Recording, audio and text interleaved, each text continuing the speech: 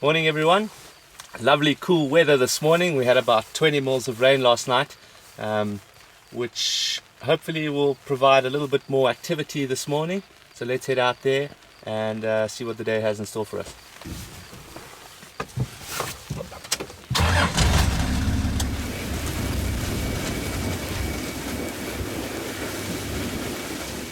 So with all the cool weather now and a bit of rain this morning, still drizzling a little bit, animals tend to be a little bit more energetic. So a classic example, these wildebeest almost celebrating the rain. They obviously love nice fresh growth, so they're pretty happy, nice and cool. They can run around, spend a bit of energy where they would otherwise try and preserve that.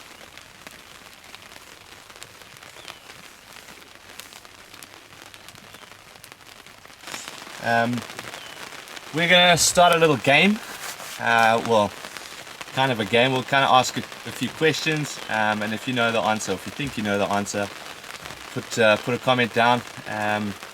The first one will be, what is the collective noun for a group of wildebeest?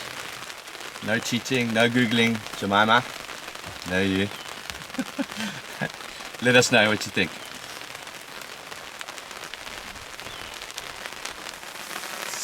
So we just come across this little puff adder, cruising across the road here. It's a beautiful, absolutely beautiful snake. One of the most venomous snakes we have out here in the bush, with a cytotoxic venom. That means it breaks down your tissue. Pretty interesting. They should generally be a little bit more active when it's a little bit warmer, but for whatever reason he's cruising around, maybe to try and get to a little slightly higher ground, or maybe the mice and things are still a bit active and he's trying to suss them out, try and find them. But very cool to see. A beautiful snake.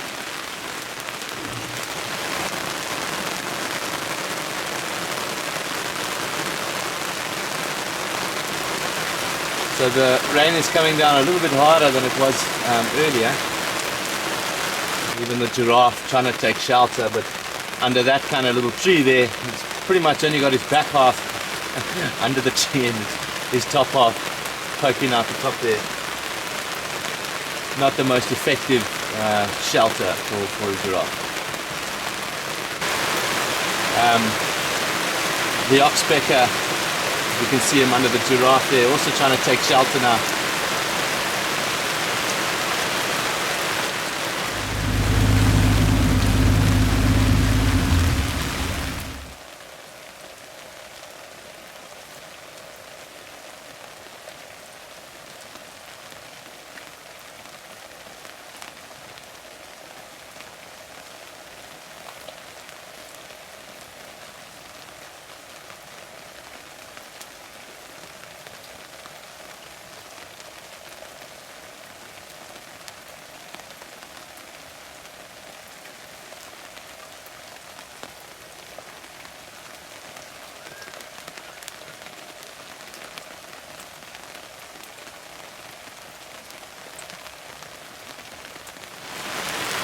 So we've been driving around for a while now, not having much joy in this rain. So we decided to come and check up on Kokovella's young male cub, Shavinzi. Saw him quickly trying to seek cover in an old abandoned aardvark or warthog hole in the bottom of the termite mound there. Absolutely no cat in their right mind wants to run around in this kind of rain. So you can see his ear is kind of flat and he's looking a little bit miserable. But he does have food here and he wants to stick around close to it just in case it gets stolen. Usually a young, not even a young leopard, any leopard with all this rain and all the noise and everything as well, can be quite twitchy. He obviously can't hear properly what's happening around him, and so understandably quite nervous of what could be lurking around, maybe a hyena or one of the other big male leopards in the area.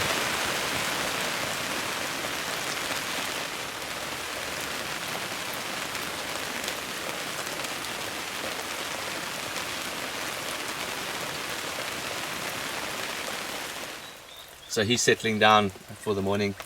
I think we're going to carry on, see what else is out there.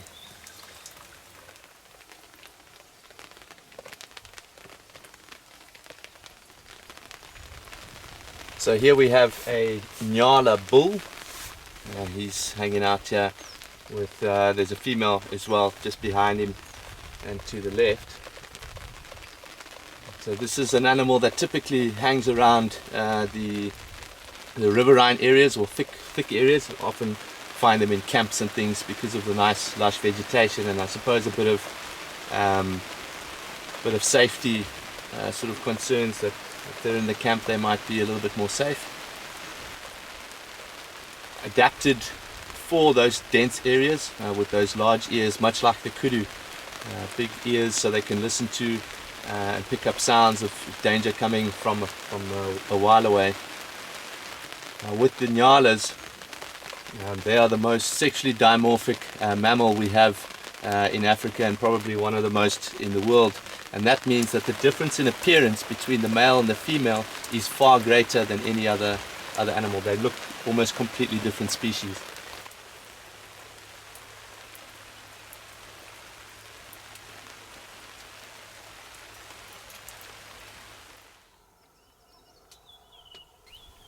So here we have a little grebe, formerly known as a dabchick.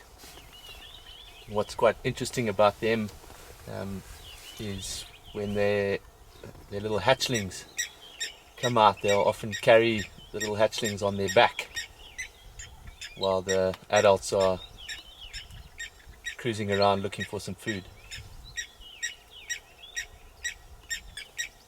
Their usual foraging habits include a lot of diving.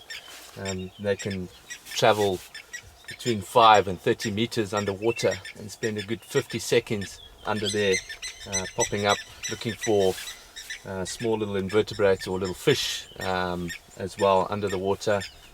Otherwise, like he is doing now, cruising along the top looking for little bits of insects that may be floating, especially after a nice big storm like we had last night.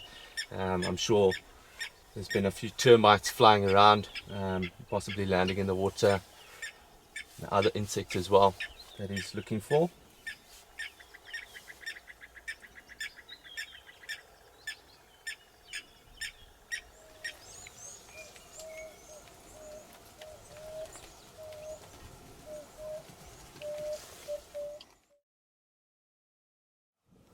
Good afternoon everybody, hope we're all doing well. The sun has come out. It's actually turned out to be a beautiful day after this morning's quite miserable drive, in terms of the weather anyway, so we still got lucky. Nice little bachelor group of impala behind us and some wildebeest, and into the frame comes some zebra as well.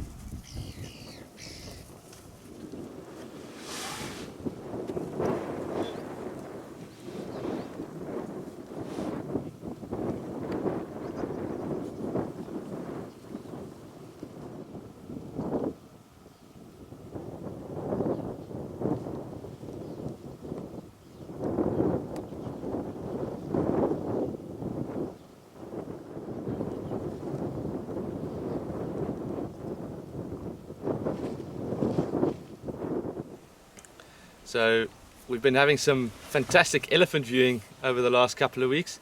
The drawback of that is the maintenance on the roads that we've got to take care of now.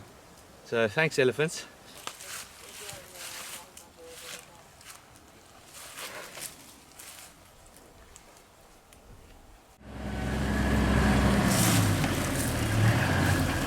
Keep coming.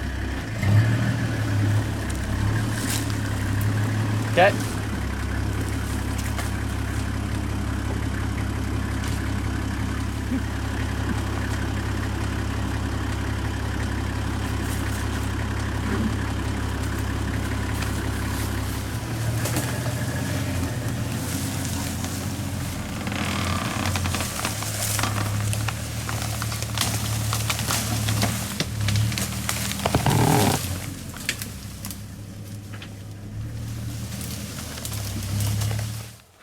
Land Cruiser 130.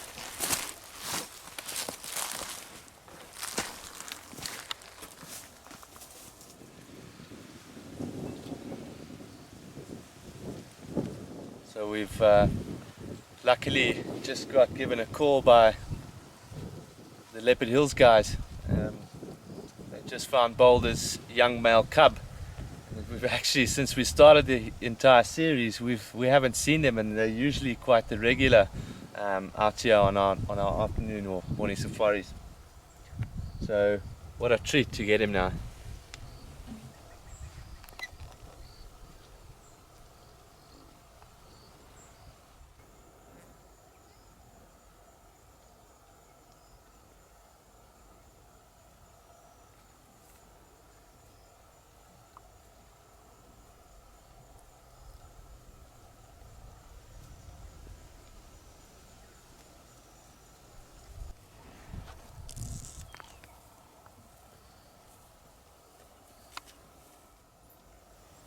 So this young male and his sister were born in July 2018.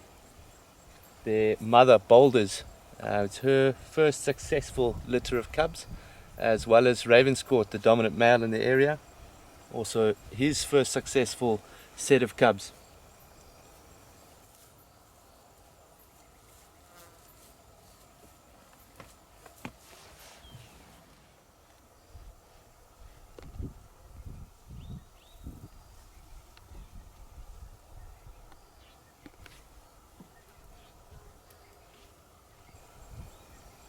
At quite a young age, these two youngsters had to almost fend for themselves. Their mother sustained an injury, and because of that injury she struggled to hunt, and when she did manage to get something, would very quickly be stolen by hyenas because she struggled to haul the meat up into a tree.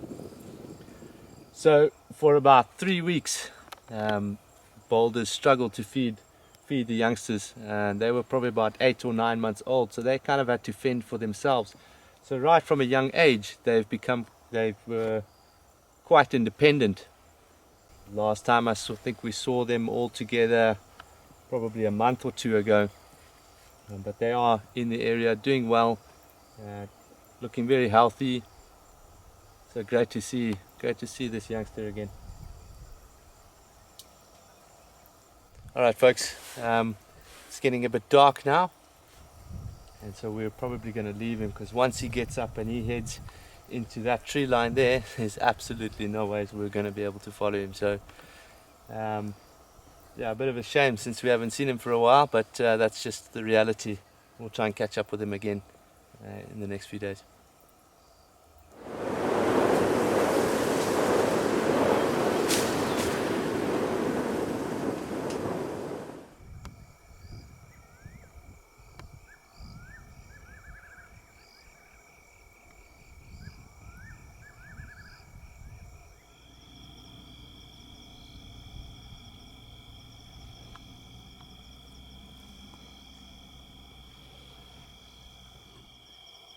So after all that rain we had this morning, we weren't able to pick up the tracks, but this afternoon the guys managed to find the tracks of a pride of lions, and we've just come to join the guys now, and this is the Mangen pride minus one of the females and the Ottawa male.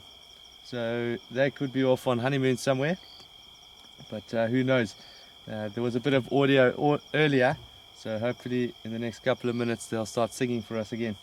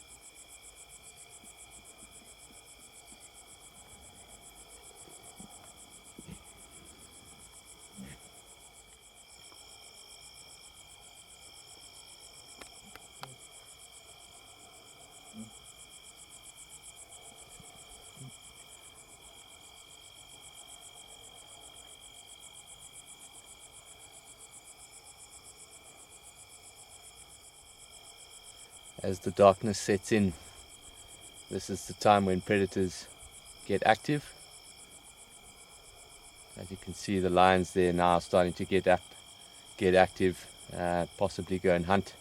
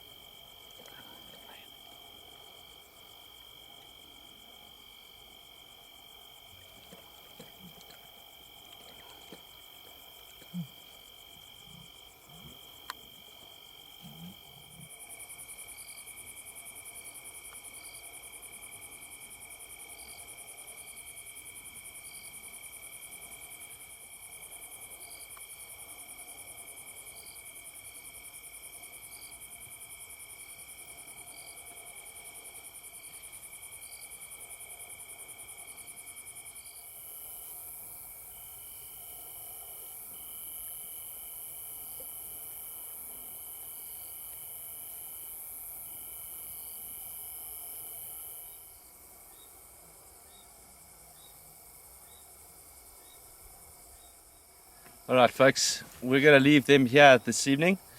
We thought they were going to do some hunting, but actually it turns out they've got pretty full bellies. They're just laying up here on the clearing, probably looking to head towards their missing pride members.